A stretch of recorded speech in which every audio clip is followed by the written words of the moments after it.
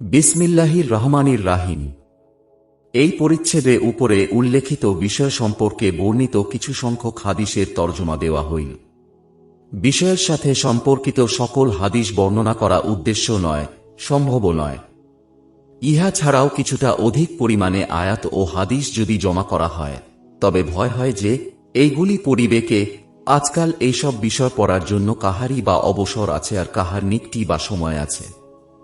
কাজেই শুধু এই বিষয়টি দেখানোর জন্য এবং আপনাদের পর্যন্ত পৌঁছাইয়া দেওয়ার জন্য যে হুজুর সাল্লাল্লাহু আলাইহি ওয়াসাল্লাম কত বেশি গুরুত্বের সহিত এই তাবলীগের কাজের প্রতি তাকিদ করিয়াছেন, আর না করিলে কত কঠোর সাবধান বাণী ও ধমকি প্রদান করিয়াছেন। নিম্নে কিছু সংখ্যক হাদিস উল্লেখ করা হয়েছে। নবী করিম সাল্লাল্লাহু আলাইহি ওয়াসাল্লাম এরশাদ ফরমাইয়াছেন, যে ব্যক্তি কোনো অন্যায় কাজ হইতে দেখে যদি হাত দ্বারা বন্ধ করিবার শক্তি রাখে তবে উহাকে হাত দ্বারা বন্ধ করিয়া দিবে। যদি এই পরিমাণ শক্তি না রাখে তবে জবান দ্বারা উহার প্রতিবাদ করিবে। যদি এই ক্ষমতাও না থাকে তবে অন্তর দ্বারা উহাকে খারাপ মনে করিবে। আর ইহা হইলিমানের সর্বনিম্ন স্তর। অন্য হাদিসে আছে, যদি তাহার জবান দ্বারা বন্ধ করিবার শক্তি থাকে তবে জবান দ্বারা বন্ধ করিয়া দিবে, নতুবা অন্তরে উহাকে ঘৃণা করিবে। ইহাতেও সে দায়িত্ব মুক্ত হইয়া যাইবে। আরেক হাদিসে বর্ণিত হয়েছে, যে ব্যক্তি অন্তরে উহাকে ঘৃণা করেছেও ঈমানদার বটে, কিন্তু ইহা হইতে নিম্নে ঈমানের কোন স্তর নাই। এই বিষয়ে নবী করিম সাল্লাল্লাহু আলাইহি ওয়াসাল্লাম এর কয়েকটি এরশাদ বিভিন্ন হাদিসে বর্ণিত হয়েছে। এখন উক্ত হাদিস অনুযায়ী আমল করার ব্যাপারেও দেখা উচিত। আমাদের মধ্যে কতজন লোক এইরূপ আছে যে কোনো অন্যায় কাজ হইতে দেখিয়া উহাকে হাত দ্বারা বন্ধ করিয়া দেয়, অথবা শুধু জবান দ্বারা উহাকে অন্যায় বলিয়া প্রকাশ করিয়া দেয়, অথবা দুর্বল ঈমান হিসাবে কমপক্ষে অন্তরে উহাকে ঘৃণা করে, কিংবা ওই কাজ হইতে দেখিয়া অন্তরে ব্যথা অনুভব করে। নির্জনে বসিয়া একটু চিন্তা করুন কি হইবার ছিল আর কি হইতেছে। হযরত নবী করিম সাল্লাল্লাহু আলাইহি ওয়াসাল্লাম এরশাদ ফরমাইয়াছেন, যে ব্যক্তি আল্লাহর সীমারেখার ভিতরে রয়েছে আর যে ব্যক্তি আল্লাহর সীমারেখা লঙ্ঘন করে, তাদের দৃষ্টান্ত ওই লোকদের মতো। আহারা এক জাহাজের যাত্রী এবং লটারির মাধ্যমে জাহাজের শ্রেণী নির্ধারিত হয়েছে। কিছু লোক উপর তলায় আছে আর কিছু লোক নিচ তলায় আছে। নিচ তলাবাসীদের পানির প্রয়োজন হইলে উপর তলায় যাইয়া পানি আনিতে হয়। যদি তাহারা ইহা মনে করে যে আমাদের বারবার যাওয়া আসার কারণে উপর তলাবাসীদের কষ্ট হয়, অতএব আমরা যদি আমাদের অংশে অর্থাৎ জাহাজের নিচ দিয়া সমুদ্রে একটি ছিদ্র করিয়া লই, তবে পানি এখানেই পাওয়া যাইবে, উপরতলাবাসীদের কষ্ট দিতে হইবে না। এমতাবস্থায় উপর তলার লোকেরা যদি নিচে তলার আহমক দিককে এই কাজে বাধা না দেয় আর মনে করে যে তাদের কাজ তাহারা বুঝিবে, তাদের সহিত আমাদের কি সম্পর্ক, তাহা হইলে জাহাজ ডুবিয়া যাইবে এবং উভয় দল ধ্বংস হইয়া যাইবে। আর যদি তাহাদিগকে বাধা দেয় তবে উভয় দল ডুবিয়া যাওয়া হইতে রক্ষা পাইবে। একটা সাহাবায়ে কেরাম রাদিয়াল্লাহু আনহু হুজুর সাল্লাল্লাহু আলাইহি ওয়াসাল্লামকে জিজ্ঞাসা করিলেন, ইয়া রাসূলুল্লাহ, আমাদের মধ্যে নেককার ও পরহেজগার লোক থাকা সত্ত্বেও কি আমরা ধ্বংস হইতে পারি? হুজুর সাল্লাল্লাহু আলাইহি ওয়াসাল্লাম এরশাদ করিলেন, হ্যাঁ, পাপকাজ যখন অতিমাত্রায় হইবে। বর্তমানে চতুর্দিকে মুসলমানদের অধঃপতন ও বরবাদির গীত গাওয়া হইতেছে, ইহার আওয়াজ তোলা হইতেছে এবং তাহাদের সংশোধনের জন্য নতুন নতুন পথ ও পন্থার প্রস্তাব পেশ করা হইতেছে। কিন্তু আধুনিক শিক্ষার ভক্ত কোন নব্য চিন্তাধারার লোক তো দূরের কথা, কোন পুরাতন চিন্তাধারার আলেম লোকেরও এই দিকে নজর যায় না যে প্রকৃত চিকিৎসক দয়ার নবী কি রোগ সাব্যস্ত করিয়াছেন এবং কি চিকিৎসা বাতলাইয়াছেন এবং সেই অনুযায়ী কতটুকু আমল করা হইতেছে। এই জুলুমের কি কোনো সীমা আছে যে যাহা রোগ উৎপত্তির কারণ, যে কারণে রোগ দেখা দিয়াছে উহাই চিকিৎসা হিসাবে ব্যবহার করা হইতেছে, অর্থাৎ দিন ও দিনের বিধান সমূহকে উপেক্ষা করিয়া নিজের মনোগড়া চিন্তাধারার মাধ্যমে দিনের উন্নতি কামনা করা হইতেছে। এমতাবস্থায় এই রোগী আগামীকালের পরিবর্তে আজই মারা যাইবে না তো কি হইবে? মীর দেখো কত সরল। যে ডাক্তারের ঔষধে অসুস্থ হইয়াছে তাহার পুত্রের নিকট হইতেই ঔষধ লইতেছে। হযরত নবী করিম সাল্লাল্লাহু আলাইহি ওয়াসাল্লাম এরশাদ ফরমাইয়াছেন, বনি ইসরায়েলের মধ্যে সর্বপ্রথম অধঃপতন এইভাবে শুরু হইয়াছে যে এক ব্যক্তি অপর ব্যক্তির সহিত সাক্ষাতের সময় কোনো অন্যায় কাজ করিতে দেখিলে তাহাকে নিষেধ করিত ও বলিত, দেখো আল্লাহকে ভয় করো, এই রূপ করিও না। কিন্তু তাহাদের না মানা সত্ত্বেও উপদেশ দাতাগণ পূর্ব সম্পর্কের কারণে তাহাদের সহিত খানাপিনা ও উঠাবসা আগের মতোই করিত। যখন ব্যাপকভাবে এইরূপ হইতে লাগিল তখন আল্লাহ তাআলা তাহাদের একের অন্তরকে অন্যের সহিত মিলাইয়া দিলেন, অর্থাৎ নাফরমানদের অন্তর যেই রূপ ছিল তাহাদের সহিত সম্পর্কের কারণে নেক লোকদের অন্তরও ঐরূপ করিয়া দেওয়া হইল। তারপর হুজুর সাল্লাল্লাহু আলাইহি ওয়াসাল্লাম ইহার সপক্ষে কুরআনের আয়াত তেলাওয়াত করিলেন। এ হইতে পর্যন্ত। অতঃপর হুজুর সাল্লাল্লাহু আলাইহি ওয়াসাল্লাম খুব জোর দিয়া হুকুম করিলেন যে, তোমরা সৎ কাজে আদেশ ও অসৎ কাজে নিষেধ করিতে থাকো, জালেমকে জুলুম হইতে ফিরাইতে থাকো, তাহাকে সৎপথে টানিয়া আনিতে থাকো।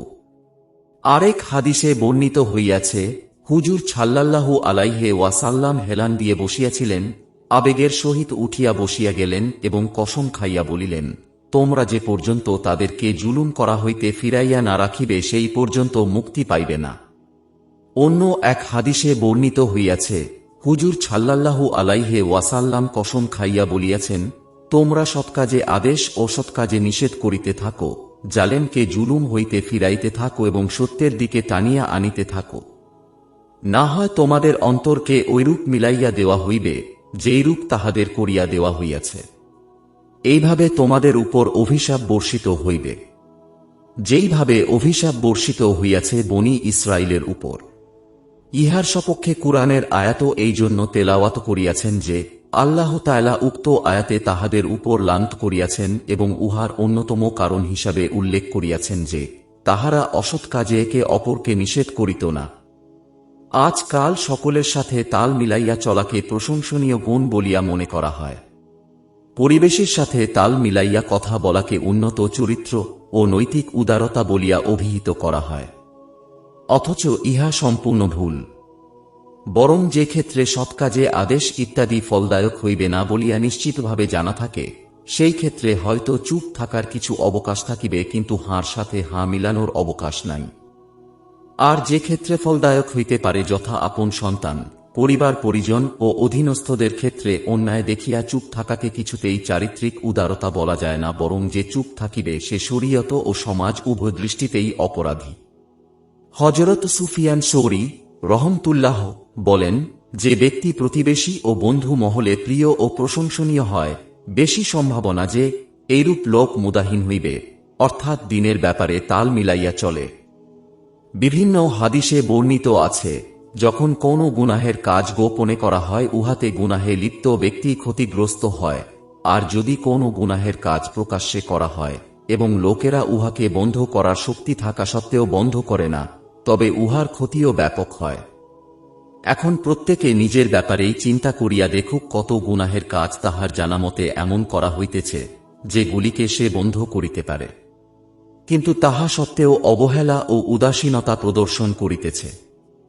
ইহার চাইতেও বড় জুলুমের কথা এই যে, আল্লাহর কোন বান্দা উহাকে বন্ধ করার চেষ্টা করিলে তাহার বিরোধিতা করা হয়, তাহাকে সংকীর্ণ দৃষ্টিসম্পন্ন বলা হয় এবং সাহায্য করার পরিবর্তে তাহার মোকাবেলা করা হয়।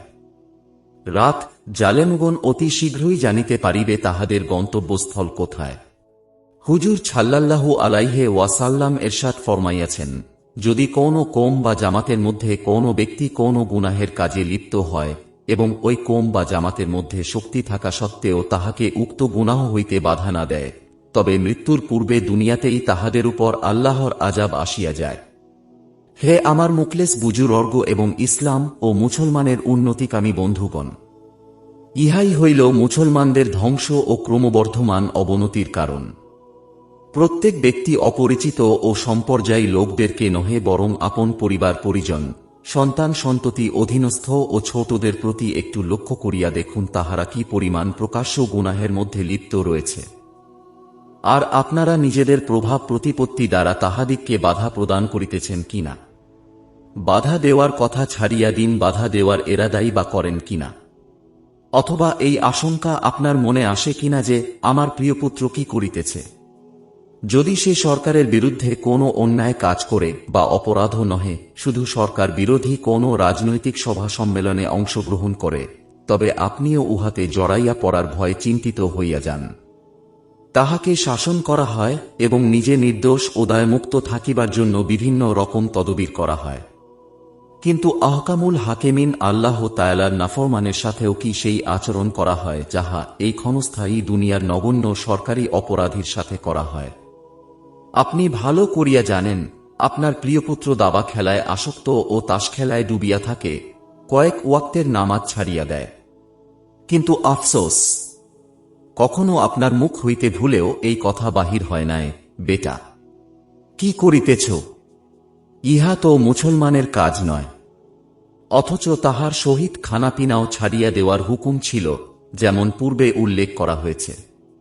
দেখো উভয় পথের মধ্যে কত দূরত্ব, কত পার্থক্য। এমন অনেক লোক পাওয়া যাইবে যাহারা ছেলের উপর এই জন্য নারাজ যে ছেলে অলস ও ঘরে বসিয়া থাকে, চাকরির চেষ্টা করে না অথবা দোকানের কাজে মনোযোগ দেয় না। কিন্তু এমন লোক খুব কমই পাওয়া যাইবে যাহারা ছেলের উপর এই জন্য নারাজ হয় যে সে জামাতে নামাজ আদায় করে না কিংবা নামাজ কাজা করিয়া দেয়। বুজুর্গ ও বন্ধুগণ, দিনের প্রতি উদাসীনতা যদি শুধু আখেরাতের জন্যই ক্ষতিকর হইত, তবুও ইহা হইতে বহু দূরে সরিয়া থাকা উচিত ছিল। কিন্তু সর্বনাশ তো এই যে দুনিয়াকে আমরা কার্যত আখেরাতের উপর প্রাধান্য দিয়া থাকি, সেই দুনিয়ার ধ্বংস দিনের প্রতি এই উদাসীনতার কারণেই হইতেছে। চিন্তা করুন, এই অন্ধত্বের কি কোনো সীমা আছে? অর্থাৎ এই দুনিয়াতে যাহারা অন্ধ থাকিবে তাহারা আখেরাতেও অন্ধ থাকিবে। সূরা বনী ইসরাইল আয়াত ৭২। আসল কথা হইল যেন এই আয়াতের প্রতিচ্ছবি, অর্থাৎ আল্লাহ তাআলা তাদের অন্তর ও তাদের কানের উপর সিল মোহর মারিয়া দিয়াছেন এবং তাহাদের চোখের উপর পর্দা পড়িয়া আছে। সূরা বাকারা আয়াত ৭। হুজুর সাল্লাল্লাহু আলাইহি ওয়াসাল্লাম এরশাদ ফরমাইয়াছেন, কালেমা তাওহীদ লা ইলাহা ইল্লাল্লাহু মুহাম্মাদুর রাসূলুল্লাহ ইহার পাঠকারীকে সর্বদা উপকার করিতে থাকে এবং তাহার উপর হইতে আযাব ও বালা মুসিবত দূর করিতে থাকে, যতক্ষণ পর্যন্ত উহার হক আদায়ের ব্যাপারে বেপরোয়াভাব ও অবহেলা না করা হয়। সাহাবীগণ রাদিয়াল্লাহু আনহু আরজ করিলেন, ইয়া রাসূলাল্লাহ, উহার হক আদায়ের ব্যাপারে বেপরোয়াভাব ও অবহেলা না করার অর্থ কি? হুজুর সাল্লাল্লাহু আলাইহি ওয়াসাল্লাম এরশাদ ফরমাইলেন, প্রকাশ্যে আল্লাহর নাফরমানি করা হয় আর উহাকে বন্ধ করার কোনো চেষ্টা করা হয় না। এখন আপনি একটু ইনসাফ করিয়া বলুন, বর্তমানে আল্লাহর নাফরমানির কি কোনো সীমারেখা আছে? এবং উহাকে বাধা দেওয়ার অথবা বন্ধ করার কিংবা কিছুটা কমাইয়া আনার কি কোনো চেষ্টা চলিতেছে? নিশ্চয়ই না। এই রূপ ভজাবহ অবস্থায় মুসলমান যে জগতের বুকে টিকিয়া আছে, ইহাই আল্লাহ তাআলার বিশেষ দয়া ও অনুগ্রহ মাত্র। নতুবা আমরা আমাদের ধ্বংসের জন্য কোন কাজটি করিতে বাকি রাখিয়াছি? হযরত আয়েশা রাদিয়াল্লাহু আনহা নবী করিম সাল্লাল্লাহু আলাইহি ওয়াসাল্লামকে জিজ্ঞাসা করেন, দুনিয়াবাসীর উপর যদি আল্লাহর আযাব নাজিল হয় এবং সেখানে কিছু দিনদার লোকও থাকেন, তবে তাদেরও কি কোনো ক্ষতি হইবে? হুজুর সাল্লাল্লাহু আলাইহি ওয়াসাল্লাম উত্তরে ফরমাইলেন, দুনিয়াতে তো সকলেই ক্ষতিগ্রস্ত হইবে, কিন্তু আখেরাতে তাহারা গুনাহগারদের হইতে পৃথক হইয়া যাইবে। অতএব ওই সমস্ত লোক যাহারা নিজেদের ধর্মকর্মের উপর নিশ্চিন্ত হইয়া লোক সমাজ হইতে দূরে সরিয়া নির্জনে বসিয়া রহিয়াছেন, তাহারা যেন ইহা হইতে বেফিকির না থাকেন। কেন না, খোদা না করুন, যদি পাপের ব্যাপকতার কারণে কোনো আযাব আসিয়া পড়ে, তবে তাহাদিগকেও উহার স্বাদ ভোগ করিতে হইবে।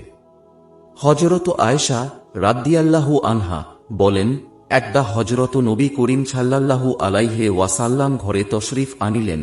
আমি তাহার চেহারা মুবারকের দিকে লক্ষ্য করিয়া বুঝিতে পারিলাম, নিশ্চয় গুরুত্বপূর্ণ কোনো ব্যাপার দেখা দিয়াছে।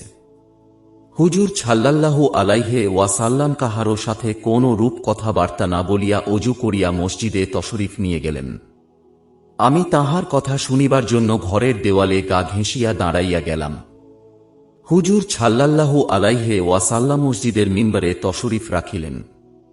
অতঃপর আল্লাহর প্রশংসা বর্ণনা করিয়া এরশাদ ফরমাইলেন, হে লোক সকল, আল্লাহ তাআলা বলেন, তোমরা সৎ কাজে আদেশ ও অসৎ কাজে নিষেধ করিতে থাকো, নতুবা এমন সময় হয়তো আসিয়া পড়িবে যখন তোমরা দোয়া করিবে কিন্তু উহা কবুল করা হইবে না, তোমরা সওয়াল করিবে কিন্তু উহা পূরণ করা হইবে না, তোমরা শত্রুর বিরুদ্ধে আমার নিকট সাহায্য প্রার্থনা করিবে কিন্তু আমি তোমাদিগকে সাহায্য করিব না। হুজুর সাল্লাল্লাহু আলাইহি ওয়াসাল্লাম এই পবিত্র কথা কয়টি বলিয়া মিম্বার হইতে নামিয়া আসিলেন। এই বিষয়টির প্রতি যেন ওই সকল লোক বিশেষভাবে লক্ষ্য করেন যাহারা শত্রুর মোকাবেলা করার জন্য দিনী বিষয়সমূহে অবহেলা ও শিথিলতার উপর জোর দিয়া থাকেন। কেননা এই হাদিসেই প্রমাণ রহিয়াছে যে মুসলমানদের সাহায্য একমাত্র দ্বীনের মজবুতির উপরই নির্ভর করে। বিশিষ্ট বুজুর্গ সাহাবী হযরত আবু দারদা রাদিয়াল্লাহু আনহু বলেন, তোমরা সৎ কাজে আদেশ ও অসৎ কাজে নিষেধ করিতে থাকো, নচেত তোমাদের উপর আল্লাহ তাআলা এমন জালেম বাদশাহ নিযুক্ত করিয়া দিবেন যে তোমাদের বড়দের সম্মান করিবে না, তোমাদের ছোটদের প্রতি দয়া করিবে না। ওই সময় তোমাদের বুজুর্গ ব্যক্তিগণ দোয়া করিবেন কিন্তু উহা কবুল হইবে না, তোমরা সাহায্য চাহিবে কিন্তু সাহায্য করা হইবে না, তোমরা ক্ষমা চাহিবে কিন্তু ক্ষমা করা হইবে না। স্বয়ং আল্লাহ পাক এরশাদ করিতেছেন, হে ঈমানদারগণ, তোমরা যদি আল্লাহর দ্বীনের সাহায্য করো তাহা হইলে আল্লাহ পাকও তোমাদের সাহায্য করিবেন এবং শত্রুর মোকাবেলায় তোমাদেরকে দৃঢ়পদ রাখিবেন। সূরা মুহাম্মদ আয়াত ৭।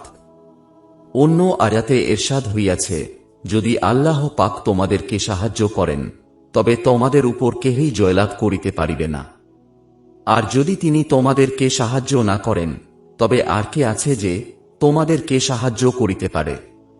আর মুমিনদের একমাত্র আল্লাহ উপরই ভরসা করা উচিত। সূরা আলে ইমরান আয়াত ১৬০। দুররে মাসুর কিতাবে তিরমিজি শরীফের সূত্রে হযরত হুজাইফা রাদিয়াল্লাহু আনহু হইতে বর্ণিত হয়েছে, হুজুর সাল্লাল্লাহু আলাইহি ওয়াসাল্লাম কসম খাইয়া এই কথা বলিয়াছেন যে, তোমরা সৎ কাজে আদেশ ও অসৎ কাজে নিষেধ করিতে থাকো, নতুবা আল্লাহ তাআলা তোমাদের উপরসীয় আযাব নাজিল করিয়া দিবেন। তখন তোমরা দোয়া করিলেও দোয়া কবুল হইবে না।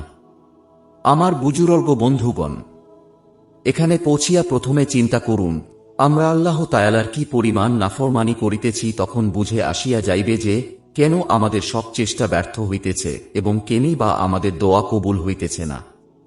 আমরা কি উন্নতির বীজ বপন করিতেছি না অবনতির?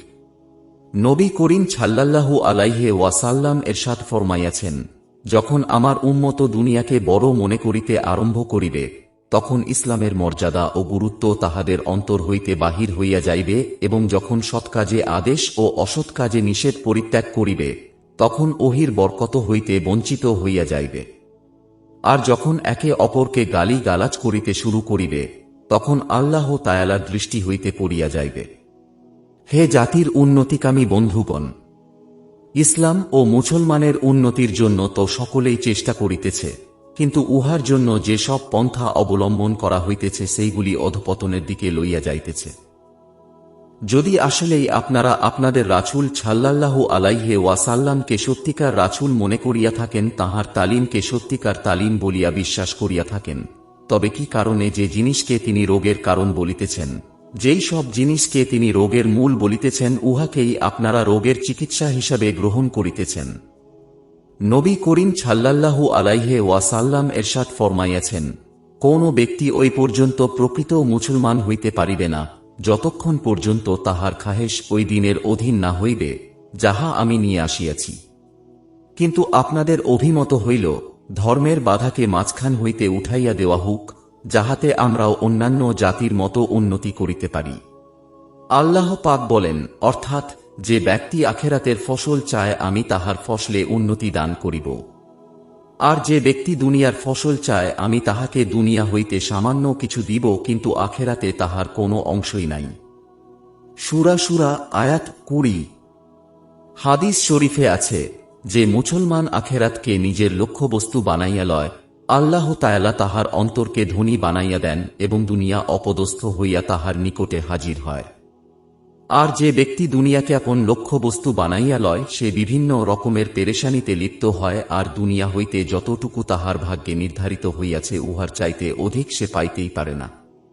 হুজুর সাল্লাল্লাহু আলাইহি ওয়াসাল্লাম উক্ত আয়াত তেলাওয়াত করিয়া এরশাদ করিয়াছেন যে, আল্লাহ তাআলা এরশাদ করেন, হে আদম সন্তান, তুমি আমার এবাদতের জন্য অবসর হইয়া যাও, আমি তোমার অন্তরকে চিন্তামুক্ত করিয়া দিব এবং তোমার অভাব দূর করিয়া দিব।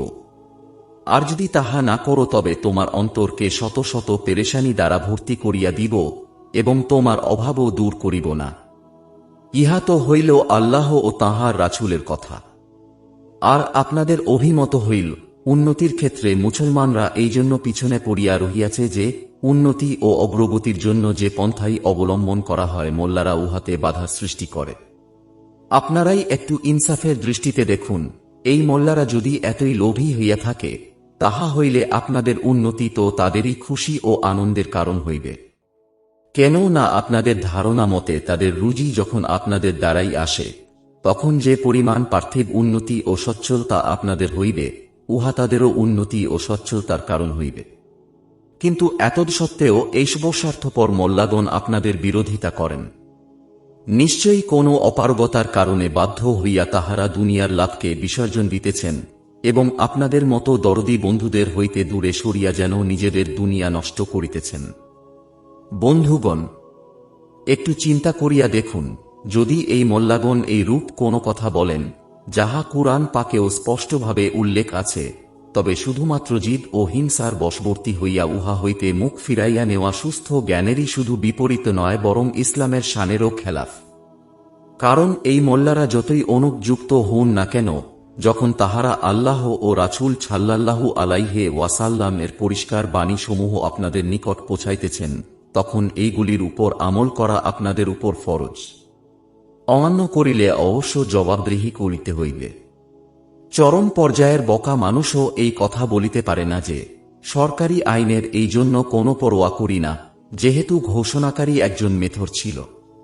আপনাদের জন্য ইহাও বলা উচিত নয় যে এই মৌলবীরা ধর্মীয় কাজে সীমাবদ্ধ থাকার দাবি করা সত্ত্বেও সর্বদা দুনিয়ার মানুষের নিকট সওয়াল করিয়া থাকেন। কেননা আমার যতটুকু ধারণা, প্রকৃত আলেম কখনো নিজের জন্য সওয়াল করেন না, বরং যিনি যে পরিমাণ আল্লাহর ইবাদতে মগ্ন থাকেন, তিনি হাদিয়া গ্রহণ করিবার ক্ষেত্রেও সেই পরিমাণও মুখাপেক্ষী হইয়া থাকেন। হ্যাঁ, কোনো দিনই কাজের জন্য সওয়াল করিলে তিনি নিজের জন্য সওয়াল না করার যে সওয়াব পাইতেন, তাহা অপেক্ষা ইনশাআল্লাহ বেশি সওয়াবের ভাগী হইবেন। অনেকেই বলিয়া থাকেন, দিন ইসলামে বৈরাগ্য বা সংসারত্যাগী হওয়ার কোনো শিক্ষা নাই, বরং ইহাতে দিন ও দুনিয়া উভয়টিকে সমান পর্যায়ে রাখা হয়েছে। আল্লাহ তাআলা কুরআনে বলেছেন, হে পরওয়ারদিগার, তুমি আমাদিগকে দুনিয়াতেও কল্যাণ দান করো এবং আখেরাতেও কল্যাণ দান করো এবং আমাদিগকে দোজখের শাস্তি হইতে রক্ষা করো। উক্ত দাবির সপক্ষে প্রমাণ হিসাবে এই আয়াতের উপর খুবই জোর দেওয়া হয়, যেন পুরা কুরআন শরীফে আমলের জন্য শুধুমাত্র এই একটি আয়াতেই নাজিল হইয়াছে। অথচ সর্বপ্রথম তো আয়াতটির ব্যাখ্যা অভিজ্ঞ আলেমের নিকট হইতে জানিয়া নেওয়া উচিত ছিল।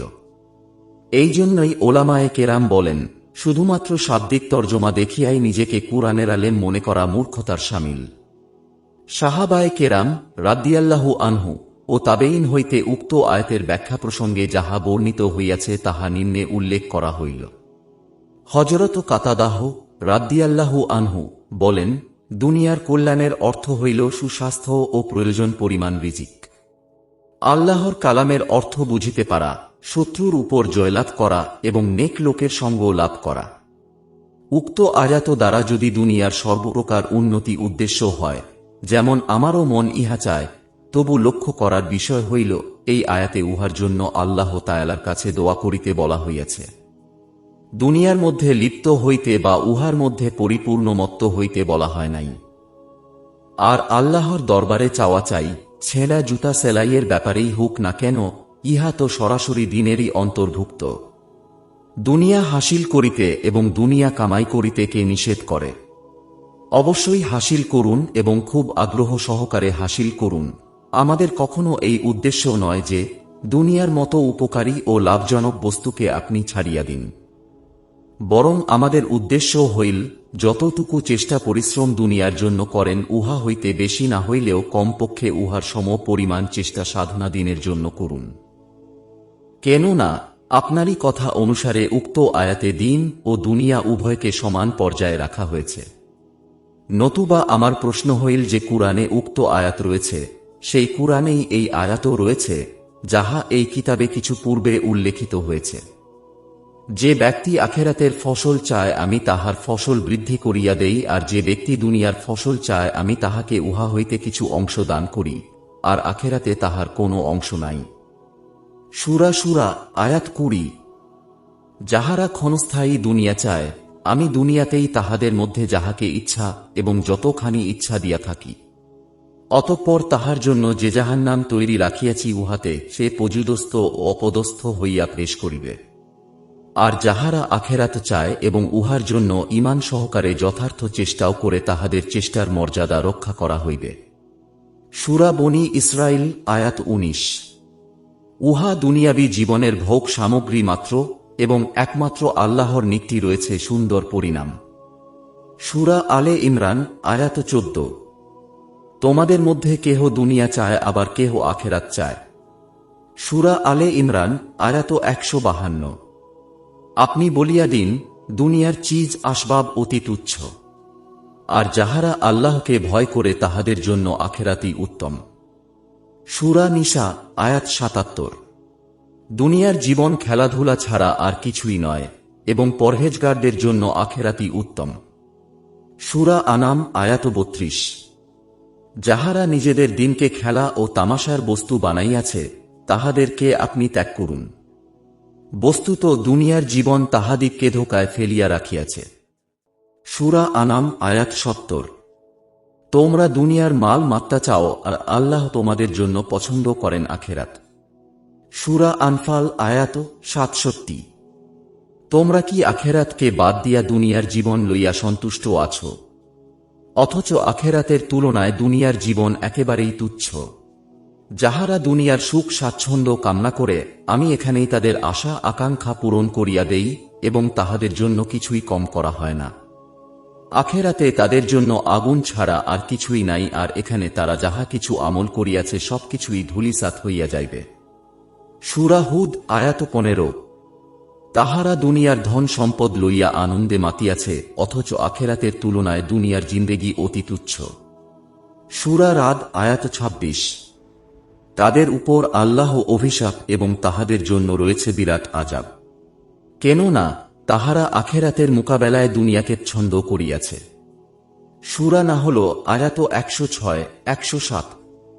উপরোক্ত আয়াতগুলি ছাড়াও আরও অনেক আয়াত এমন রয়েছে এগুলির মধ্যে দুনিয়া ও আখেরাতকে পরস্পর তুলনা করা হইয়াছে। এখানে সমস্ত আয়াত পেশ করা উদ্দেশ্যও নয় এবং প্রয়োজনও নাই। কেবল নমুনা স্বরূপ মাত্র কয়েকটি আয়াত সংক্ষিপ্ত আকারে লিখিয়া দেওয়া হইল। এ সম্পর্কীয় কুরআনের সমস্ত আয়াতের মূল উদ্দেশ্য হইল আখেরাতের মোকাবেলায় যে সমস্ত লোক দুনিয়াকে প্রাধান্য দেয় তাহারা চরম পর্যায়ের ধ্বংসের মধ্যে রয়েছে। যদি দুনিয়া ও আখেরাত উভয়টিকে আপনি সামলাইতে না পারেন তবে তো শুধু আখেরাতই প্রাধান্য পাওয়ার উপযুক্ত। দুনিয়ার জীবনে মানুষ পার্থিব প্রয়োজন ও জরুরতের খুবই মুখাপেক্ষী, এই কথা আমি স্বীকার করি না। কিন্তু শুধু এই কারণে যে মানুষের বাথরুমে যাওয়া খুবই জরুরি, ইহা ছাড়া উপায় নাই, সেই জন্য দিনভর সেখানে বসিয়া থাকিবে, ইহা কোনো সুস্থ বিবেক সম্পন্ন ব্যক্তি মানিয়া লইবে না। আল্লাহ তাআলার হিকমতের প্রতি গভীর দৃষ্টি করিলে এই কথা বোঝা যাইবে যে পবিত্র শরীয়তের প্রত্যেকটি জিনিসের একটা শৃঙ্খলা ও নিয়ন্ত্রণ রয়েছে। আল্লাহ তাআলা শরীয়তের প্রত্যেকটি বিধানকে স্পষ্ট করিয়া দিয়েছেন। নামাজের ওয়াক্ত সমূহ যেভাবে বন্টন করা হয়েছে উহাতে এই দিকে ইঙ্গিত রহিয়াছে যে দিবা রাত্র 24 ঘণ্টার মধ্যে অর্ধেক সময় বান্দার হক, যাহাকে সে নিজের আরাম আয়েশের জন্য ব্যবহার করিতে পারে কিংবা জীবিকা অর্জনেও খরচ করিতে পারে, আর বাকি অর্ধেক আল্লাহর হক। এমতাবস্থায় আপনার উক্তি অনুযায়ী দিন ও দুনিয়াকে যখন সমান পর্যায়ে রাখা হয়েছে তখন দিবা রাত্রির অর্ধেক সময় দিনের কাজে এবং বাকি অর্ধেক সময় দুনিয়ার কাজে খরচ হওয়া উচিত। নতুবা দুনিয়ার ব্যস্ততায় যদি অর্ধেকের বেশি সময় রুজি রোজগারে কিংবা আরাম আয়েশে খরচ করা হয় তবে এই কথা নিশ্চিত বুঝিতে হইবে যে দুনিয়াকে আখেরাতের উপর প্রাধান্য দেওয়া হয়েছে।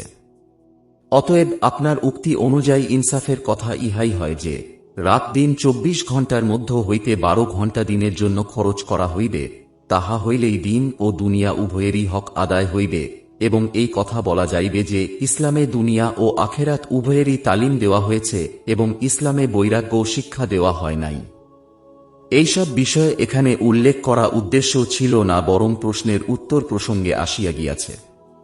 এই জন্য সংক্ষেপে কেবল ইশারা করা হইলেও মাত্রেই পরিচ্ছেদে তাবলিগ সম্পর্কীয় কিছু হাদিস উল্লেখ করাই ছিল মূল উদ্দেশ্য। সেই সব হাদিস হইতে মাত্র 7টি হাদিস উল্লেখ করাই যথেষ্ট মনে করিতেছি। কারণ যাহারা আমল করিতে ইচ্ছুক তাহাদের জন্য 7টি কেন একটি হাদিসই যথেষ্ট, আর যাহারা মানিবে না তাহাদের জন্য এই আয়াতের মর্ম যথেষ্টর উপর অতিরিক্ত। শীঘ্রই জালেমরা জানিতে পারিবে তাহাদের গন্তব্যস্থল কোথায়। পরিশেষে একটি জরুরি আর্জ বিভিন্ন হাদিসের দ্বারা বোঝা যায় যে ফিতনার যুগে যখন কৃপণতা বৃদ্ধি পাবে, মানুষ নিজ নিজ কুপ্রবৃত্তি ও নফসের অনুসরণ করিবে, দুনিয়াকে দিনের উপর প্রাধান্য দিবে, প্রত্যেকে নিজের অভিমতকেই শুধু পছন্দ করিবে, অন্য কাহারও কথা মোটেও শুনিবে না, তখন হুজুর আকরাম সাল্লাল্লাহু আলাইহি ওয়াসাল্লাম অন্যের সংশোধনের চিন্তা ছাড়িয়া দিয়া নির্জন বাস অবলম্বন করার হুকুম দিয়াছেন। কিন্তু বুজুর্গ মাশায়েখ গণের মতে এখনও সেই সময় আসে নাই। কাজেই যাহা কিছু করিবার এখনই সময় থাকিতে করিয়া নেওয়া উচিত। কারণ আল্লাহ না করুন, দেখিতে দেখিতে সেই সময় হয়তো আসিয়া উপস্থিত হইয়া যাইবে, আর তখন কোন প্রকার ইসলাহ ও সংশোধন সম্ভব হইবে না। সেই সঙ্গে শেষোক্ত এই হাদিসটিতে যে দোষগুলি উল্লেখ করা হইয়াছে সেইগুলি হইতেও বিশেষভাবে বাঁচিয়া থাকা উচিত। কেননা এই দোষগুলি হইল যাবতীয় ফেতনার দরজা। এইগুলির পর শুধু ফেতনাই ফেতনা হইবে। নবী করিম সাল্লাল্লাহু আলাইহি ওয়াসাল্লাম এক হাদিসে এই দোষগুলিকে ধ্বংসকারী দোষ বলিয়া বর্ণনা করিয়াছেন। হে আল্লাহ, আমাদিগকে সমস্ত জাহেরি ও বাতেনি ফেতনা হইতে হেফাজত করুন, আমিন।